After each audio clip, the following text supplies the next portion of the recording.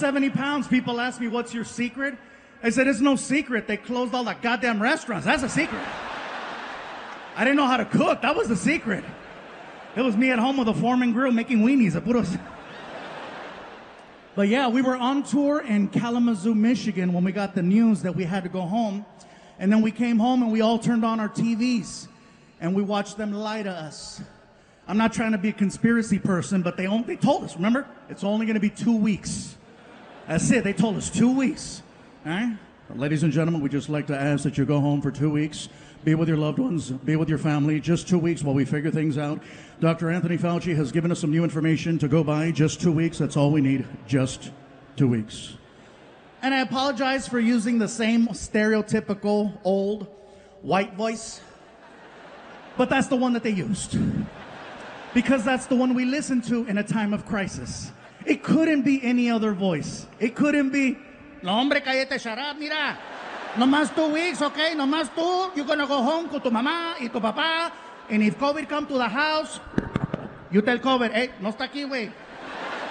Come back another time, it's okay. Just 2 weeks. It couldn't be any other voice. It couldn't be, I tell you what, that's what you're gonna do, goddammit. You're gonna take your ass home, you're gonna hunker down. You're gonna hunker down, and if COVID shows up at your front door, get her done right there to the face. Okay, that's what you're gonna do. Just 2 weeks. It couldn't be any other voice. It couldn't be, all right, listen up, okay, this is what's gonna happen. You're gonna go home, you're gonna be with your family and them, right? And if, oh, you don't wanna laugh at the black voice, huh? Whatever, that's your guilt, not my guilt. I'm fine. I'm fine. But yeah, just 2 weeks. That's what they told us. 2 weeks. And 2 weeks turned into 2 months, turned into half a year, turned into a year plus. And little by little, they told us who was most at risk for COVID-19. Come to find out, it's people over 45. Okay? People who are overweight. Here we go. Diabetics, no chingas, really? Most at risk, Latinos and African Americans. Bye, Felicia. I come to find out I was 85% of the underlying conditions. Over 45, overweight, diabetic, high cholesterol, high blood pressure. Apparently, COVID is my Tinder match. Someone finally wants to swipe right. And her name is Corona. Yeah. The mask thing is still a thing. Some are for it, some are not. Some, some places it's required, some places it's optional. Biggest complaint I have heard about the mask is that the mask smells funny. And I'm here to tell you, no, it doesn't. You do. You are smelling what everyone has been telling you all these years. And finally, you're smoking what we've been smoking. Oh, yeah. I'll be honest with you, my mask smells delicious. My mask smells like Oreos and Tres Leches cake, okay? If you smell my mask right now, you will Krispy Kreme yourself. It's so good. I feel like selling it on the OnlyFans website to see if I can make some money. Some of you know what's up. Sucio! Yeah, so. This next thing I'm going to say is in no way, shape, or form political. So please don't take it that way. The vaccine. I did manage to stay busy during the pandemic. I did a movie from my living room. Yeah, and it wasn't even on Pornhub. The movie already came out in theaters. It's called Space Jam. It's the movie with LeBron. Los Angeles, you are looking at the new voice of Speedy Gonzalez. Thank you. I found it ironic that they hired the slowest Mexican to play the fastest. And 2 weeks after I get this part, I come to find out that they're trying to cancel Speedy Gonzalez. I'm sure some of you heard that they came after 2 cartoons. They came after Pepe Le Pew and Speedy.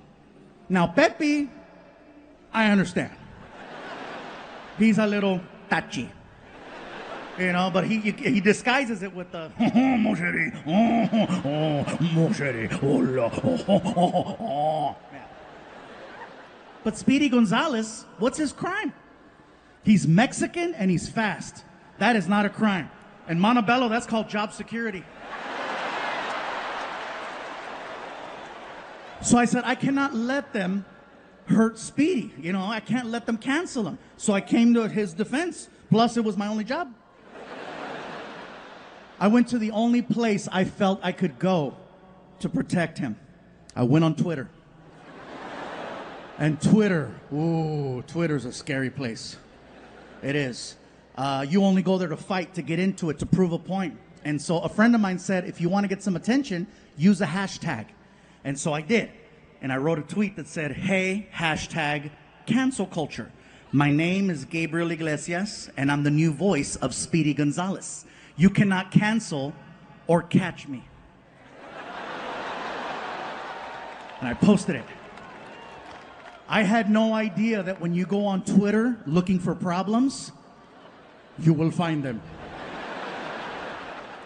Oh yeah, every major news outlet picked up my tweet and used it in a story about cancel culture. ABC, NBC, CBS, CNN. If I would have known that, I would have used spell check. Because my family called. Eres pendejo, qué chingados, ¿qué te pasa? No escribe bien. Oh my God. Even Fox News did a story with my tweet. Fox News. You know how I know? My bus driver Dave called me. Oh, he was thrilled. He was like, Fluffy, God damn it, I've never been prouder. You made it, baby. You're on Fox News. I said, Dave, shut up. You're stupid. He's like, America. I understand that some people need to be held accountable, but and by the way, if I'm the one telling you about cancel culture, it's already gone way too far.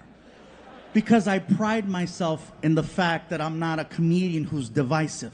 That's why I don't talk about politics, religion, or sports. Okay? Because all three will divide people.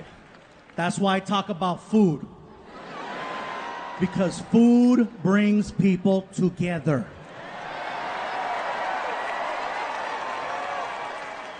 That's right, unless you're vegan. In which case, you can leave right now. I don't give a shit. I really don't. I don't care if I offend you and your salad. You can leave. Bye. And the only reason why I'm so on the vegans is because I once was vegan. I know some of you are like, no. Yeah. I was vegan for a little under a year. Now, I know some of you are probably thinking, oh, that's not, you weren't even vegan then if it was less than a year. But think about it. Anyone who has ever gone on a diet knows just how hard it is to change your eating habits for 1 week, much less a year. And they told me, they said, you're going to lose weight. And they were not lying. I lost weight, patience, and friends. So I'm just here to let you know, I'm back. So, I almost got canceled. I almost got canceled because I posted a tweet of one of my dogs. Now, some of you already know I have 2 Chihuahuas. Yeah. You know, people watching at home, they're like, that's not stereotypical. Yeah, I know. I have 2 Chihuahuas. I have a little boy dog named Vinny and a little girl dog named Risa. Combined weight, 14 pounds. My little girl dog, Risa, she is 4 pounds and she's 17 years old. Yeah. Her anger keeps her alive. I will confirm every stereotype about Chihuahuas. Oh yeah, it's real. The rage is real.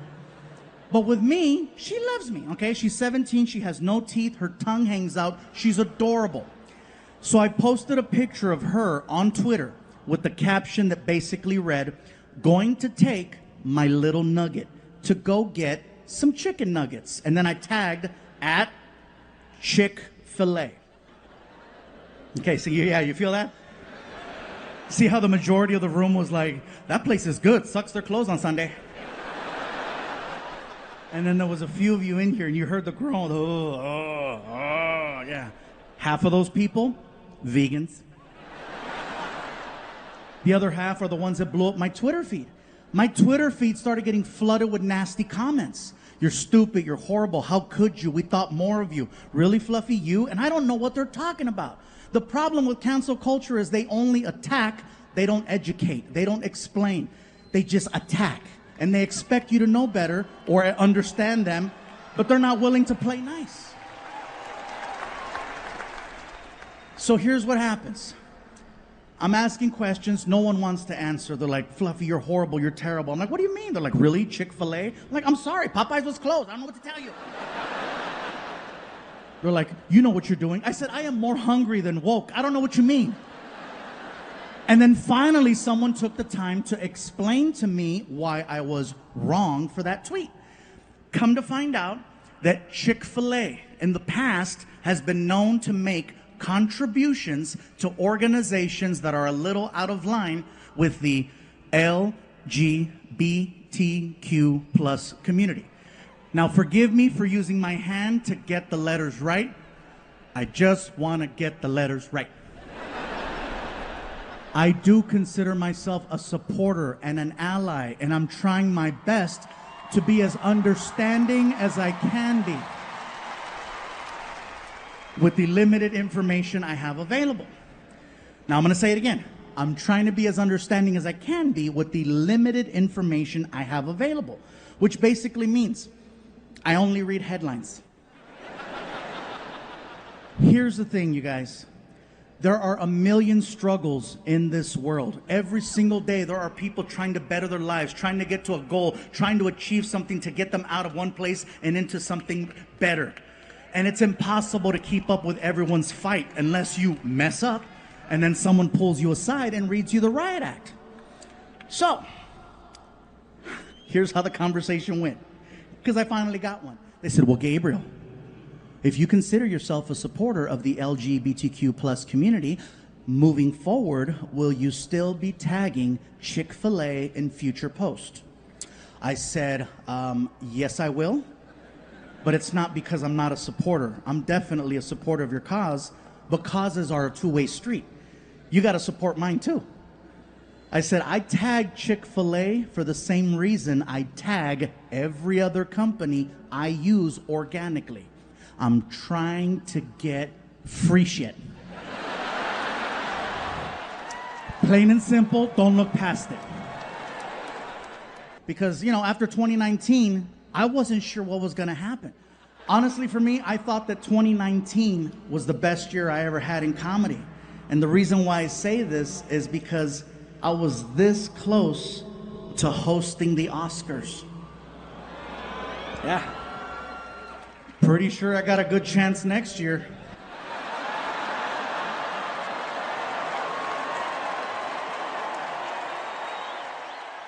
The year that I almost got to host, that was the year that Kevin Hart was supposed to host. And I don't know if you guys remember the story or not, but basically, Kevin Hart was supposed to host the Oscars. And anytime you host, the background check is next level, okay? They go through all of your social media, all the way back to MySpace. People over 40, you know what's up. Come to find out that 10 years ago, Kevin Hart had sent out a couple of tweets that were questionable. So the Academy confronted Kevin Hart about the tweets. And they said, Kevin, can you please explain? And Kevin was like, yes, I said those things. I acknowledged them 10 years ago. And I apologized 10 years ago. Can we move forward? And the Academy was like, well, good, Kevin. We're glad that you apologized because they've been brought to our attention again. And we need for this to go away. So we need you to apologize. And Kevin said, you can't make me apologize twice for the same thing 10 years apart. And they said, well, you have to, because if you don't, you cannot host the Oscars. And Kevin said, well, thank you, but no thank you. And he walked away from the job. I would have done the same thing in his position. Because by him apologizing, he gives more power to cancel culture, and we can't give him more. We got to take it back. So now the Academy was left with a problem, trying to find a suitable replacement for Kevin Hart, which is not an easy thing to do. So they reached out to a bunch of actors to see if there was interest, and everyone said the same thing. Thank you, but no thank you. We want no part of that Kevin Hart drama. No one wanted the job.